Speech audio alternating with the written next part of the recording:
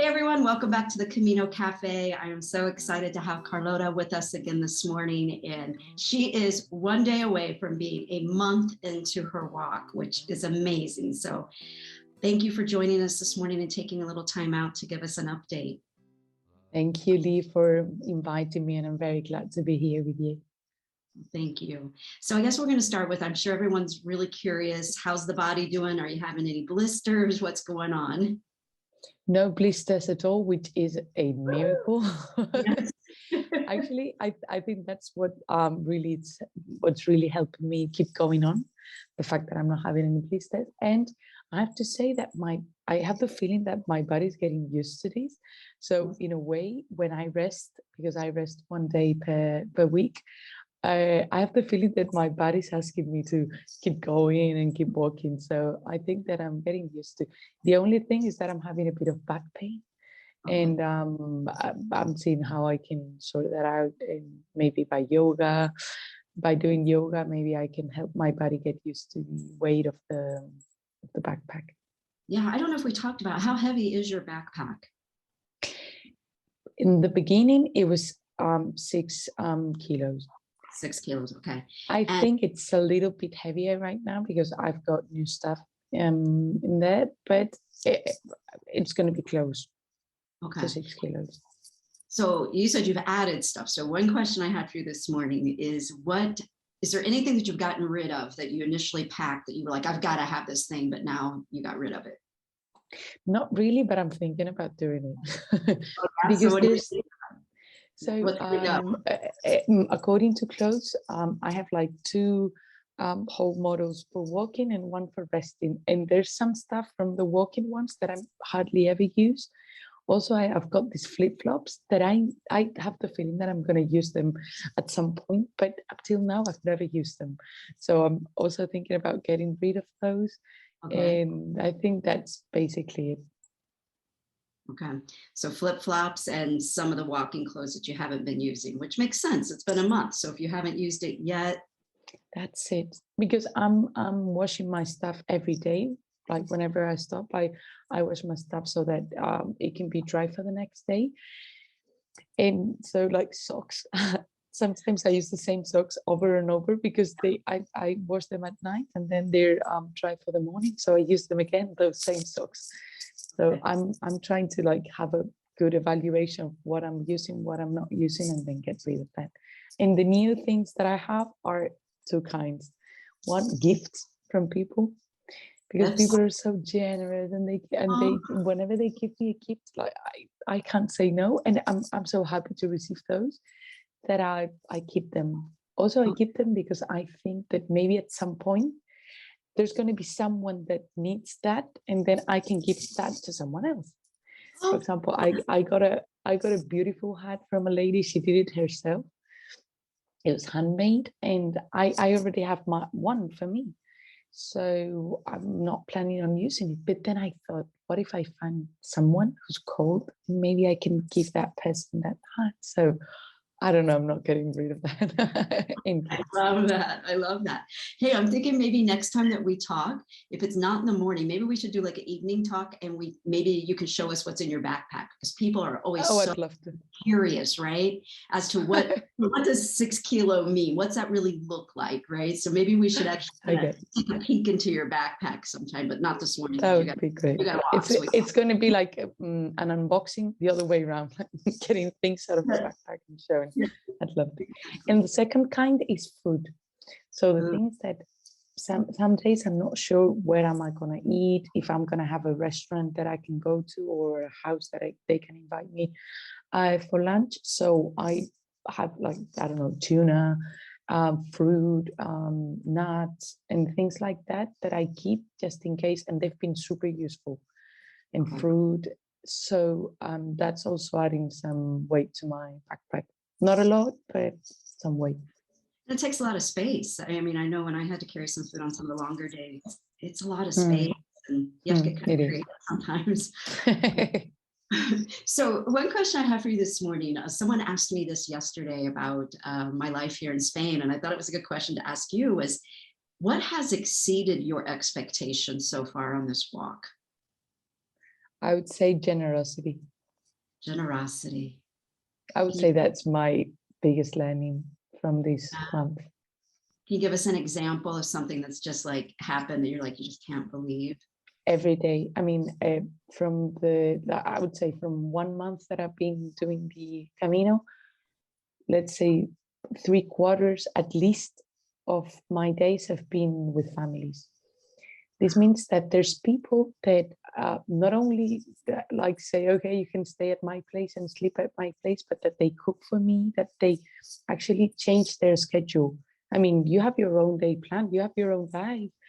We have to go to work, you have your own, I don't know, meeting with a friend or something. And these families are actually changing their schedule for me. So they're, I don't know, they're doing laundry so that I can have towels and clean sheets. They're buying food for me. I don't know, like this whole generosity.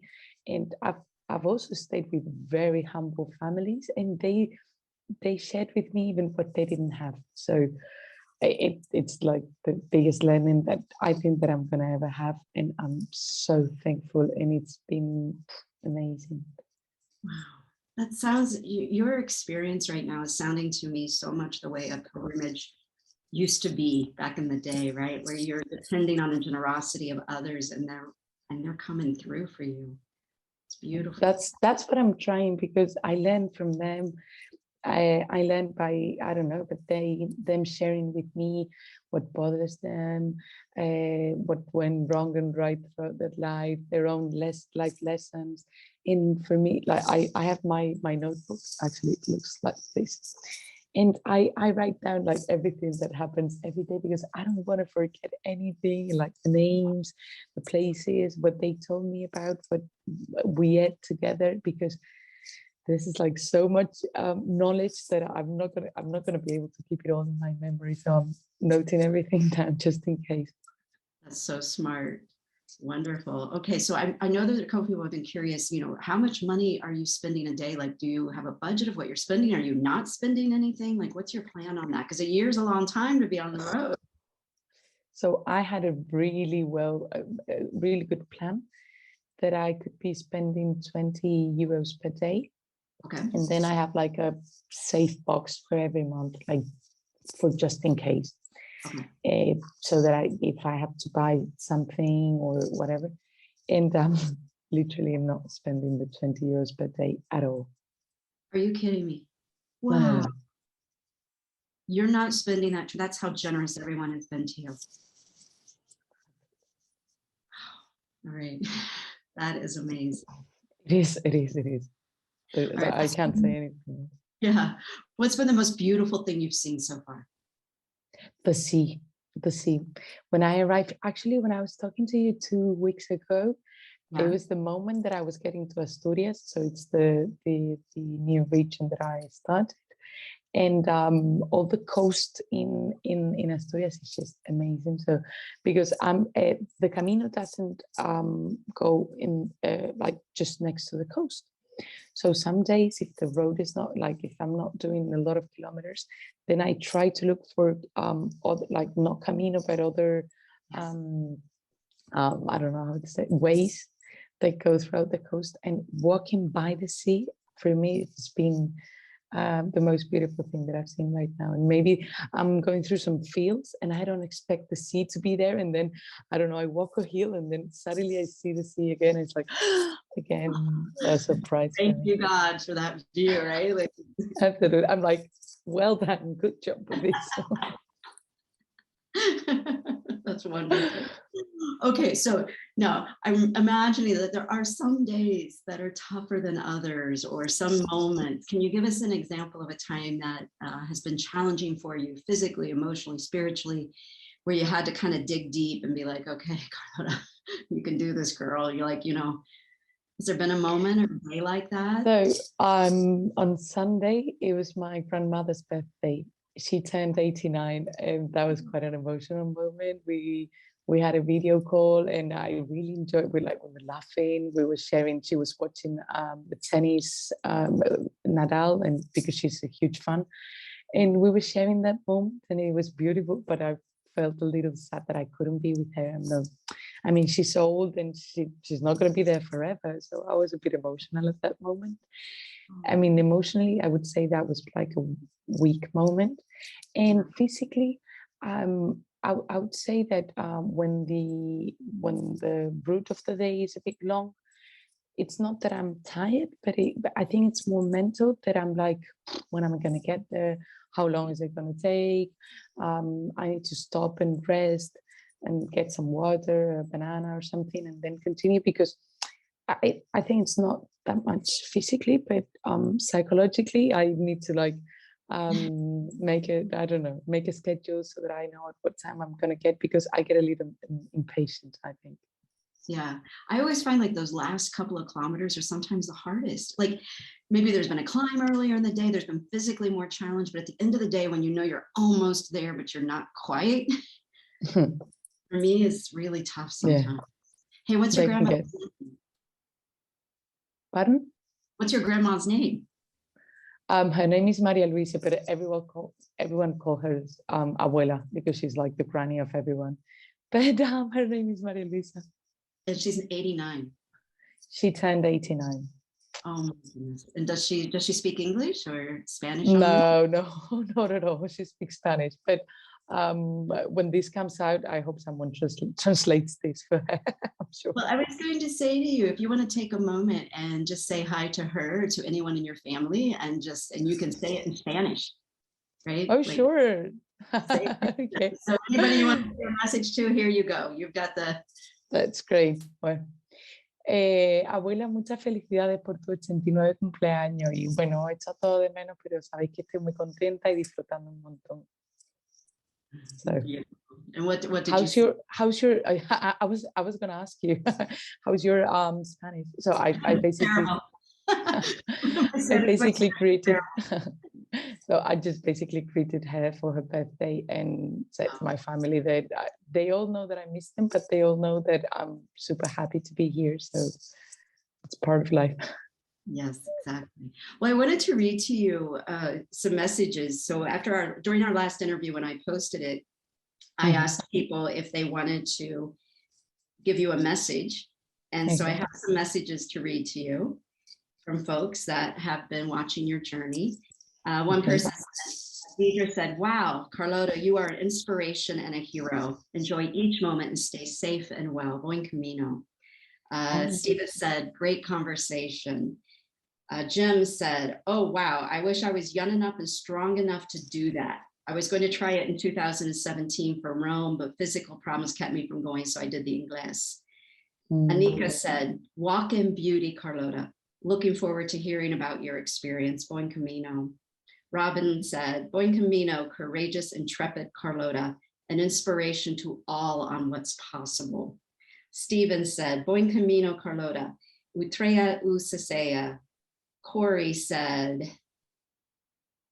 what an inspiration you are, Carlota. I'm excited to hear about your journey throughout the entire process. Wishing you an incredible experience filled with joy, adventure, safety, and great health. Buen Camino. Lovely messages. Steve said, wow. Are you ready for this? You are my spirit animal. So incredible. Keep charging onward. Gigi said, blessings to you on this incredible journey. You are an inspiration to us all. Jim said, Jim mentioned somebody that's walked actually to Jerusalem and wrote a book. I don't know. I think it's a woman named Maloney Dojiho. I don't know her. We'll have to look her up. And okay, yeah, we have to look her up. Where from? Does he mention? Let me see. I've got his comment on 2 photos. Yeah, we can say. I said, does she walk to Jerusalem or does she do Camino San Abre? And he said she walked to Jerusalem. So where from? We don't know. Yeah, maybe we can ask, because those stories really help. Okay, I'll look her up. Because there were two. I think I mentioned it to you in the first interview that there were 2 men that did it 20 years ago from Madrid.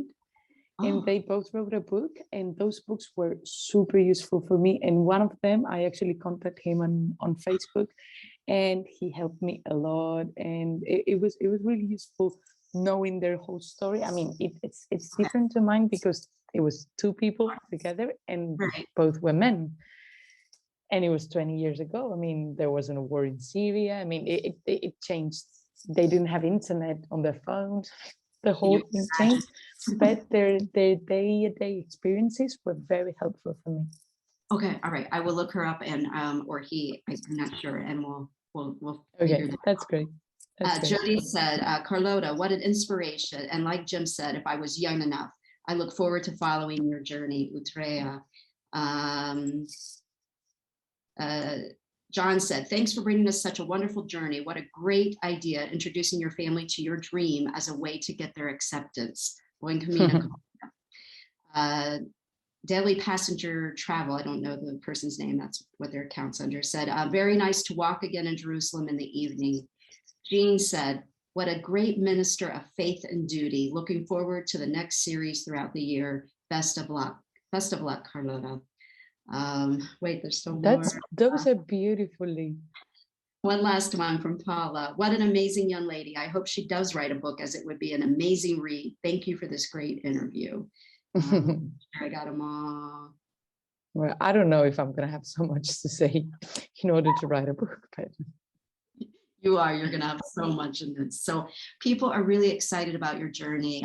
Lorenzo last night was just saying how excited he is for you. He just found out about your journey. And so I just want you to know, when you're out there, if you're having a tough day, that you are an inspiration to so many people, and everybody's watching what you're doing. And I think they're so full of support for you. So let me check the time. I don't want to, we have just a couple of minutes. So let's see. Is there anything you would do differently now that, looking back, so you've been almost on the road for a month, if you could start over again or do something differently about how you've set things up? Is there anything that you would change? About setting things up, I would be, the two things that I would change is that I would be less worried and that I would be less afraid. Those are the two things that I would change. Because I was always worried, when am I going to sleep the next Monday and next Tuesday and next Wednesday?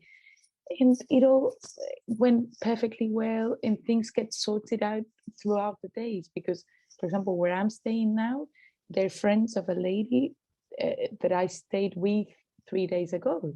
So it's by meeting people in the villages that I find other people in close villages. So worrying about what's going to happen next week and the following week and the following week, it's useless. It's a waste of time, a waste of energy.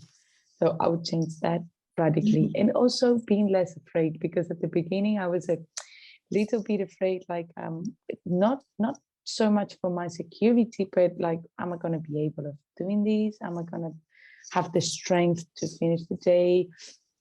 And things like that. And same thing, worrying and being afraid are useless waste of time and energy. And I'm starting to learn that, and I'm starting to let those feelings go away.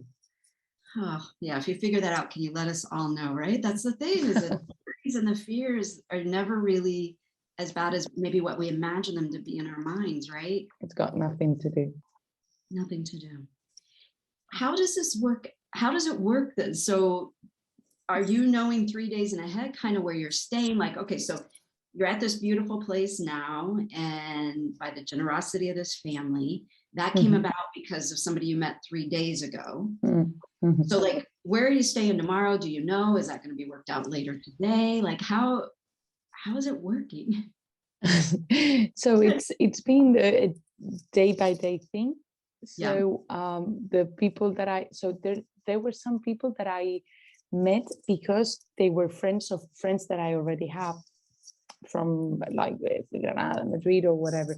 So those were key to unblock others. But once that I met 3 or 4 families here, well, I think that most in this region, maybe it's going to be similar in other regions, but in this region, in Asturias, I have the feeling that everyone knows each other. So once I met 3 families, then they started like WhatsApping others and telling me, I have friends in this village. So I share with them my schedule for the next month, and they tell me, so I know people here, here, and here, and then they give me their phones. I call them and see if I can stay at their place, and then it's these people that I get to know that unblock others in other villages.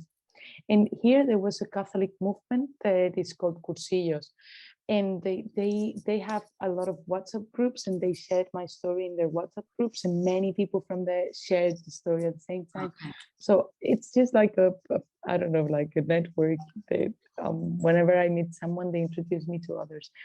And I'm learning to not plan things with too much time, like too much time ahead, because like, for example, I know where I'm staying today. I'm not sure where I'm staying tomorrow.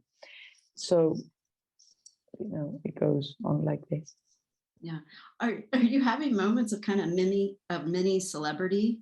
Like when you walk into a village, are people? So I'm happy you're bringing this up, because I had a really, like, it was the only not bad moment, but that I didn't like. I was walking from one city to a village, and there was a man there that read on the newspaper that I was doing this and that he wanted to join me. The thing is that he never asked if I wanted to walk with someone, and he just like imposed his I told him I'm doing this by myself because I want to walk alone, and I'm happy to walk alone. And he was like, no, I want to walk with you just for today. I read it on the newspaper. I've been looking for you. He went on bus to the next village and then went backwards in order to meet me on the way. It was a bit creepy, I have to say. Like, I did it. Well, he was 75 years old. I have to say that as well. So there was no risk or anything. And the fact is that he went widow. I don't know how do you say that? He widowed like 1 year ago. Yeah. 1 year ago, and I have the feeling he just needed someone to talk to. And he was a really nice person. I have to say, he had done the Camino like 20 times. He wanted to share his experience with me, tips, and he was a very nice person. I just felt like he didn't take into consideration the fact that like I was walking by myself because I wanted to walk by myself. So that was a hard moment, like celebrity moment that I didn't very much like, I have to say. Yes. Oh, I can understand that, because I think as more people find out about your journey and they want to be a part of it, and you've kind of got this feeling. And also, I mean, thank goodness that didn't turn into a creepy situation because of, No, I'm really happy it didn't. But I have to be cautious as well. Like, I never share my location. I never share where I'm going for the next day and things like that, because I don't want to get bad surprises. No. That's so funny, Carlota, you said that. I think I was feeling like such a mama this morning, because I was thinking about, I knew we were getting ready to do this. And, I'm putting a little space in between the times that we do the interview to where I'm putting them out on purpose. So just so you know that, I just feel a little mama-ish about you and like wanting to keep you safe. Also just protecting your journey, right? That this is still your private journey. And so for folks that are watching, just keep that in mind. I know the messages are great support, and that's wonderful. But also this is still a pilgrimage, and so it's still a personal journey for you. So I definitely want us to keep that in perspective. Actually, there's many people on Instagram that are asking, where are you today? Where are you heading off tomorrow? And most of them just want to tell me, that, I don't know, there's a really nice restaurant in this place. I've like given me tips and advice, but I never share where I am at the moment. If I post something, it's like days ahead or something, because I feel that is something that I should protect. Yes, I absolutely agree. And I know we need to go because you need to run up to have breakfast with the family you're staying with. So I have to. Thank you so much. I mean, the fact that you're taking time out before you walk is just amazing. It's my pleasure. It's wonderful to be following this. So please have a great walk today. We'll check in with you again in a couple of weeks, and just know that we're all behind you and living through this journey. So Buen Camino, have a great day. I'm going to stop the video. Thank you everyone for checking in, and thank you. We will see you soon. Sure.